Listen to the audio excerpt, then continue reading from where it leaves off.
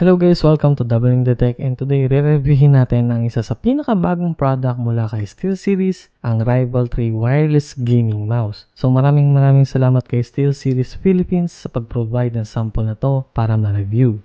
Yung packaging ni Rival 3, of course, andyan yung orange branding ni SteelSeries, mga features and specs sa gilid ng box, and yung image ni Rival 3 Wireless. Sa loob ng box, makikita natin agad yung mouse na may balot ng plastic at karton, battery at user manual. Yung USB receiver niya ay nasa loob ng mouse, which is pretty nice dahil mas secure siya doon kaysa naman nakadikit siya sa kung saang parte ng back. First impression ko kay Rival 3 is pretty much similar yung body and design niya kay wired Rival 3. Ginawa lang talaga nilang wireless at wala masyadong RGB. So mamaya pag-uusapan natin yan kung bakit. Marami ding mga bagong features na nadagdag kay Rival 3 Wireless compared sa counterpart niyang wired mouse. Umpisahan muna natin sa price. So ang SRP ni Rival 3 Wireless ay $59.99 or 3,059 pesos dito sa Pinas.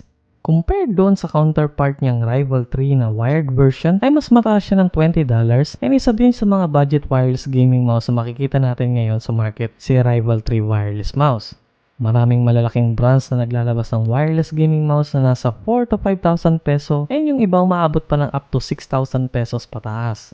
So napakalaking tulong nito para sa mga gamers na gusto ng wireless gaming experience pero di na nila need maglabas ng malaking pera. Pero titingnan natin kung sulit ba talaga yung SRP niya doon sa quality and performance na kaya niyang ibigay. Para naman sa build quality ni Rival 3 Wireless dahil nga around 3,000 pesos lang siya, yung body niya ay gawa sa ABS plastic at merong black matte finish. Yung shape niya is ergonomic na pang right-handed person at intended ito para sa mga gamers na claw or fingertip user. Dahil gawa ito sa ABS, andyan yung plastic feel ng body niya at syempre kailangan din nilang mahabol yung weight ng mouse. So kaya siguro nila ginawang ABS din yun para hindi masyadong mabigat. Meron din siyang 6 buttons, yung left and right click button, yung dalawang button sa left side, and yung CPI button adjustment at syempre yung button ng scroll wheel. Yung left and right click button niya ay gawa sa SteelSeries mechanical switches na may 60 million clicks of lifespan.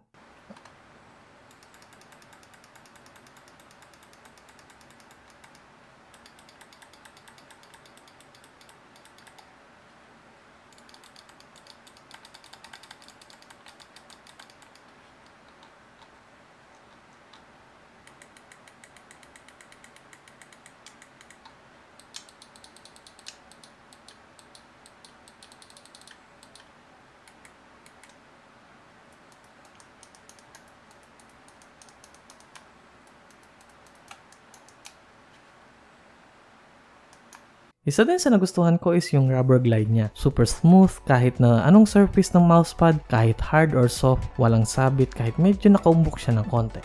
And lastly, yung kanyang weight ay medyo mabigat compared sa mga gaming mouse na naglalabasan ngayon. Halos karamihan ng mouse ngayon ay gusto ma-achieve yung below 80 grams na weight, pero dahil wireless si Rival 3 at meron siyang AAA battery, talagang need mo pag-isipan kung okay ba sa yung weight ng mouse or gagamit ka na lang ng wired na gaming mouse para magaan.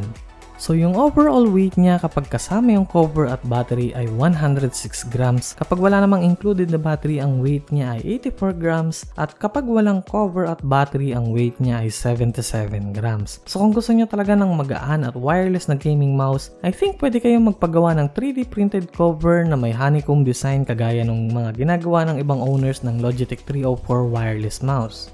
Para naman sa design ni Rival 3 Wireless, halos parehong-pareho sila ni Rival 3 wired version. Ang nabago lang is nawala yung RGB niya sa lower part ng mouse at doon sa logo. At sa location ng battery niya, need nyo slide pababa yung cover at doon nyo makikita yung lalagyan ng battery at yung USB dongle niya.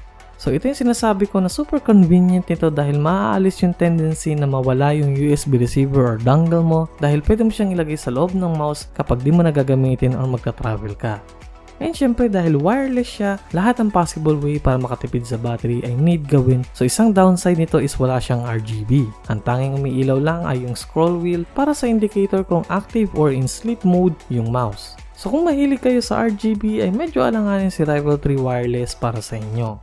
So si Rival 3 Wireless Gaming Mouse ay merong TrueMove Air Optical Sensor na merong 400 IPS speed. So sa ngayon wala pang siguradong detalye kung ano ba talaga yung counterpart na sensor ni TrueMove Air kay PixArt PMW sensor. Pero sabi sa akin ni SteelSeries regarding doon sa kanilang TrueMove Air sensor ay ginawa nila yan in partnership with PixArt. So sigurado tayong solid ang sensor ni Rival 3 wireless gaming mouse. Meron din siyang 100 to 18,000 CPI or yung counts per inch which is mas mataas siya compared doon kay wired version na Rival 3 na meron lang up to 8,000 CPI. Meron din siyang 40 grams of acceleration at polling rate na up to 1000 Hz per 1 milliseconds. Doon naman sa Quantum 2.0 wireless technology ni Rival 3 na nagpo-provide ng dalawang options, isang Bluetooth connection at isang 2.4 GHz wireless connection. Super solid itong dalawang option na to dahil gamit ko pareho to for many weeks na, si Bluetooth ay sa laptop at si 2.4 GHz naman ay sa PC ko. In gaming and work, wala naman ako na-experience na disconnections, delays, or lag doon sa mouse which is pretty solid and convenient para sa mga users na gustong gamitin to di lang para sa PC, pati na rin sa laptop nila.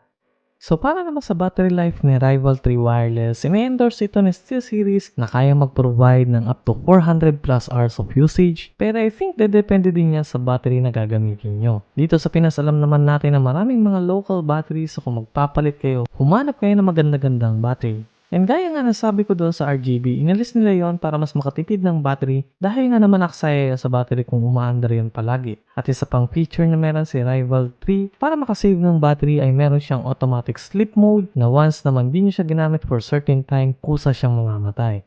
Compared kay Logitech na gagalawin or i-glide mo lang siya para mabuhay, si Rival 3 ay need mo talagang pindutin para bumukas and usually bubukas siya around 1 to 3 seconds. Para naman sa software, need nyo i-install si SteelSeries Engine para sa peripherals ni SteelSeries. Pwede niya ma-download sa website ng SteelSeries at once na ma-download at ma-open nyo na siya, automatic na din niya ma-detect yung peripherals na nakakabit sa PC mo. Dito sa software, napaka-straightforward at simple gamitin. Pwede kayo mag-set ng ibang controls doon sa 6 buttons. Meron ding macro editor. Makikita nyo din yung status ng Bluetooth dito. Pwede nyo din iset yung sensitivity levels ng CPI button sa mouse. Pwede nyo din iset yung time ng automatic sleep mode na hanggang 5 minutes. Mga smart features gaya ng high efficiency mode at illumination smart mode para mas makasave ng battery. Nandyan din yung options para sa polling rate, acceleration at deceleration, at yung angle snapping. So yung angle snapping feature ng software na to is para siyang aim assist, especially para sa mga FPS gamers. Ina-analyze niya yung movement ng cursor, din tutulungan kanyang pantayin yung movement mo in real time para mas maging stable, especially sa mga left and right movement. Pagdating naman sa performance, mapa-work or gaming man, wala akong issue, super responsive, walang delay at lag sa connection ng Rival 3 Wireless. Ginagamit ko si Rival 3 Wireless sa karamihan ng gaming ko with up to 1,500 CPI sa Valorant. So far, mas feel ko siya gamitin compared sa wired gaming mouse ko. Even though na mas mabigat siya compared sa wired gaming mouse na gamit ko lagi, mas flexible pa rin at mas mabilis ako nakakapag-flick shots dito dahil nga syempre wala siyang wire na usually sumasabit para nagre-restrain sa mouse mo lalo na sa mga malalaking movements sa mga FPS games. And since intended nga siya sa mga claw and fingertip user, medyo hindi ako sanay dahil palm grip user ako. Pero overall, comfortable pa rin naman siya gamitin even sa mahabang session ng gaming.